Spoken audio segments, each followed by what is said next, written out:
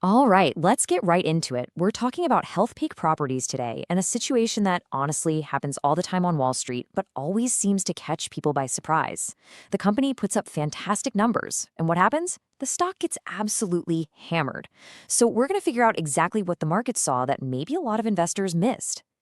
So this is the big question, right?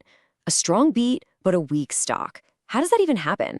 You see these great numbers, solid beats on both earnings and revenue, and you'd think the stock would be flying. But nope, investors were selling.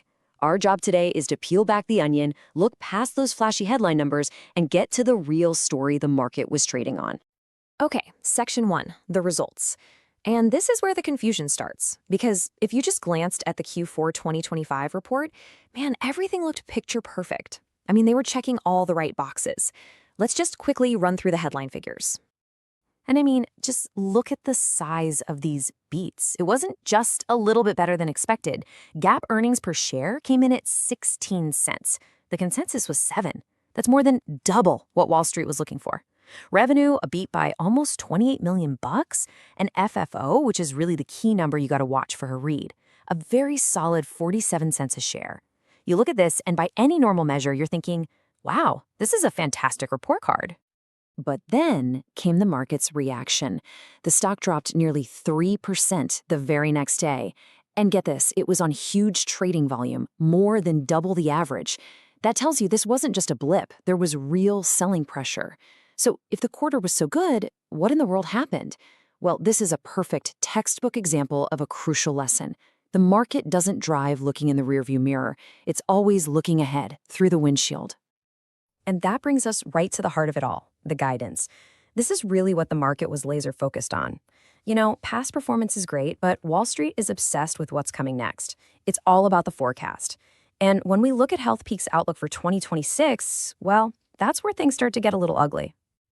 I mean, just look at this side by side. It says it all. On the left, you have the past, Q4 performance, with same-store NOI growth looking pretty healthy at almost 4%. Awesome. But then you look to the right, at the future, the guidance for the full year 2026. And what do you see? A range of -1% to +1%. That's like going from cruising on the highway to slamming on the brakes. That massive slowdown is exactly what sent a chill down the market's spine.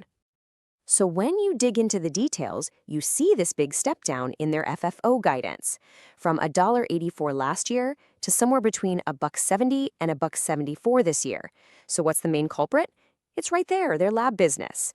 They're projecting that segment's income to drop by a whopping 5 to 10%. So management is basically coming out and saying, hey guys, 2026 is going to be a rough one. It's a trough year. They're hoping their other businesses, like outpatient medical and senior housing, are strong enough to kind of cushion the fall. And you know, this wasn't some hidden detail only we noticed. Not at all.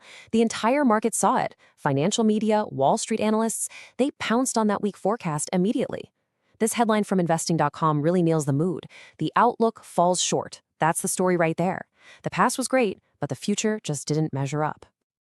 Okay, so this brings up the obvious question. What's management's plan to deal with all this? They can't just sit there and take it. Well, they're not. They've laid out a pretty clear two-part plan to get through these headwinds and hopefully reshape the portfolio for the better. Let's take a look. Part one is a really big deal. They're taking their entire senior housing business and creating a brand new, separate company out of it called Janus Living. It'll be its own publicly traded stock. Now, why do this? Well, the hope is to unlock value. The theory is that investors will pay more for a simple, focused, pure-play senior housing company than they would for that same business when it's just one piece of a bigger, more complicated puzzle like Healthpeak. And the second part of their plan? It's all about the money.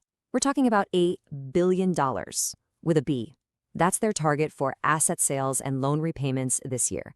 And they're not just going to sit on that cash. The whole point is to recycle it, to sell off some of the older stuff and reinvest that money into new projects, new developments, and smart acquisitions that can hopefully grow a lot faster. All right, let's move on to the Q&A from the earnings call. And as you can probably guess, this is where the analysts really got to dig in. The conversation immediately zeroed in on two really critical topics. First, a big controversial acquisition they just made, and second, that all-important question about their struggling lab business. So the first thing analysts jumped on was this big acquisition of the Gateway Lab campus. And their question was pretty simple. Why on earth are you buying a lab building with over 500,000 square feet of empty space right now when the lab market is so weak? But management had their answer ready. They basically framed it as a classic Warren Buffett move, being greedy when others are fearful. They see it as a once-in-a-decade chance to buy a prime asset at a great price while everyone else is running for the hills. Financially, they expected to pretty much break even in the first year, but with massive potential upside down the road. But really, the one question that just kept coming up, the one thing that was on every analyst's mind, was this. When is the lab business finally going to hit rock bottom? Seriously, this is the multi-billion-dollar question for this stock right now, and management couldn't avoid it. They had to give an answer. And their answer came down to this really important idea called the earnings lag effect.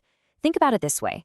If a tenant's lease expires and they move out in, say, December, you are still collecting rent from them for most of that fourth quarter.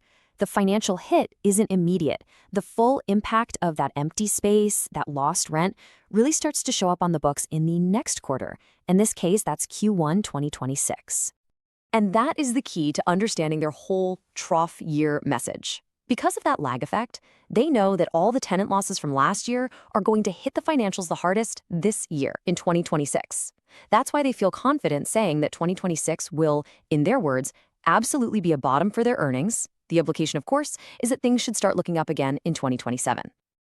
Okay, so that's the backstory on the quarter. Now for our favorite part, looking forward.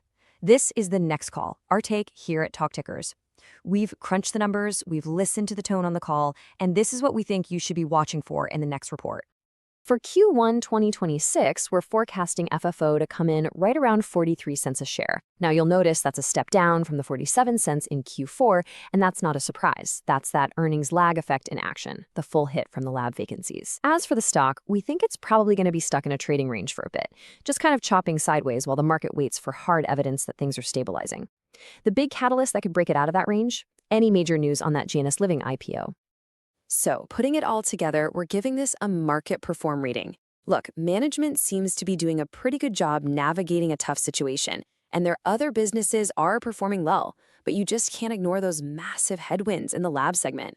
It creates this perfectly balanced push and pull between risk and reward, at least for now.